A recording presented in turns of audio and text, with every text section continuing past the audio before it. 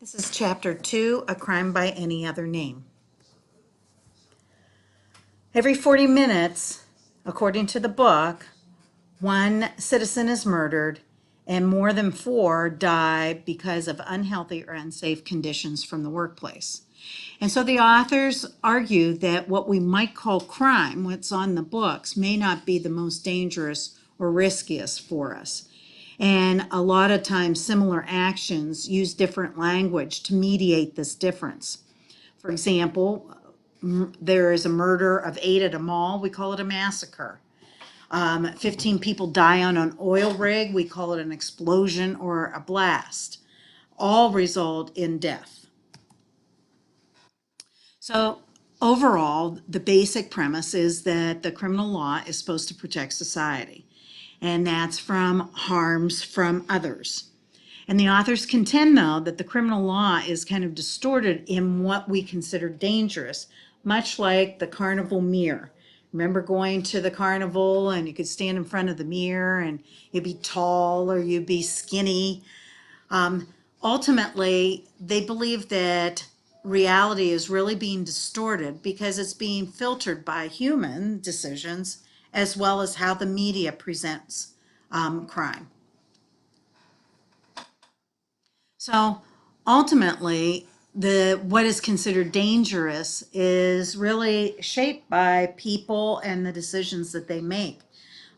These decisions really create what we think is the reality of crime, not only through the laws that are created, but who they target, what statistics are collected, who is the prison population, what we hear to scare us from speeches and decisions, how the news media presents it, and even in the TV shows. Just think about NCIS. There's 3 different NCISs, and every week one Navy personnel dies. The Navy is losing 3 people a week to murder. That is not reality. But many people then are fearful that someone's going to murder you right around the next corner. What we do see, though, is from all this distortion is that the typical criminal that is portrayed through the news and who we arrest and who's in prison is male, young, urban, black, and poor. So in chapter 1, we talked about the Pyrrhic defeat theory, which ultimately says the criminal justice system does little to reduce crime and to protect us. And Richard Quinney, who was an academic from the 80s, really said that it's more of a social reality crime. Because think about it, not every act that is dangerous to society is labeled a crime, and yet there are some acts that might not be as dangerous that are labeled crimes. For example, when marijuana was made illegal, it was the belief that it was dangerous and going to make people go insane. We know today that that is not a realistic portrayal of the effects of marijuana, and yet it's illegal to protect us. The focus of has really been of the criminal law on individuals, and almost on purpose, it ignores corporate and business actions that are criminal. So some of the beliefs to separate these, the first one is someone who purposely tries to harm another is really more evil than someone who harms another without aiming to, even if the degree of harm is the same. Being harmed directly by another person is more terrifying than being harmed indirectly and impersonally, even if the degree of harm is the same. The third belief is someone who harms another in the course of an illegitimate and purely self-interested action is more evil than somebody who harms another as a consequence of an legitimate and socially productive endeavor. The harms of typical crimes are imposed on their victims against their wills, whereas harms such as those due to occupational hazards are consented to by workers when they agree to a job. And the authors argue there's no moral basis for these beliefs, that we treat these crimes differently. So let's just take a minute and review these. So, is it really that somebody that harms one person more evil than somebody that makes a decision knowing the possibility they could harm many less evil? The second one looks at that a person is more terrified by being harmed directly than somebody being indirectly and impersonally. I have a story that when I was working on my doctorate, I was pregnant with my son, and there was another woman who was also pregnant, and we were watching our child play, our older child play softball, and she didn't come to the game for a while.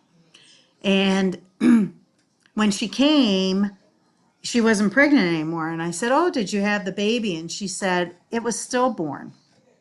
And I was apologetic and I felt so bad. And she said, "I kind of expected it." She worked for Intel, and they make the components in computers. And so they were dealing with dangerous chemicals. And she told me that many of the women miscarried or had stillbirths, so she wasn't surprised.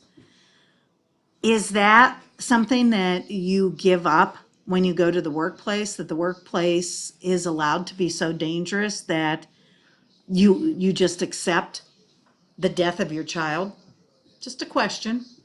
Someone who harms another in the course of an illegitimate and purely self-interested action is more evil than someone who harms another as a consequence of legitimate and socially productive endeavor. I always think of the Pinto case, where Ford made these Pintos and they put the gas tank right next to the back bumper. So if it was involved in a rear end collision, the car blew up. And they could recall the car and put in really a 10-cent part that would stop the ability of this happening by the fumes escaping. And they decided, a business decision, that it was more easy to pay death benefits than it was to do a recall. So they don't know who they're going to harm. And yes, it's a legitimate business, but they're making a decision, a premeditated decision, that somebody's going to be harmed. And so the question is that less evil than somebody that targets an individual? The fourth one says that if you're an individual and you are the victim of crime, it's more horrendous, because if you're injured or hurt during your job, you somehow consented to that because you took the job. Now, how many people really accept a job knowing some of the dangers that are there? Do they know that they're going to be exposed to asbestos or mold? Do they know that the equipment is faulty and it could cause them their death? Most people do not consent to that, although that I think that the corporate world thinks that because they gave you a job, you're consenting to everything. And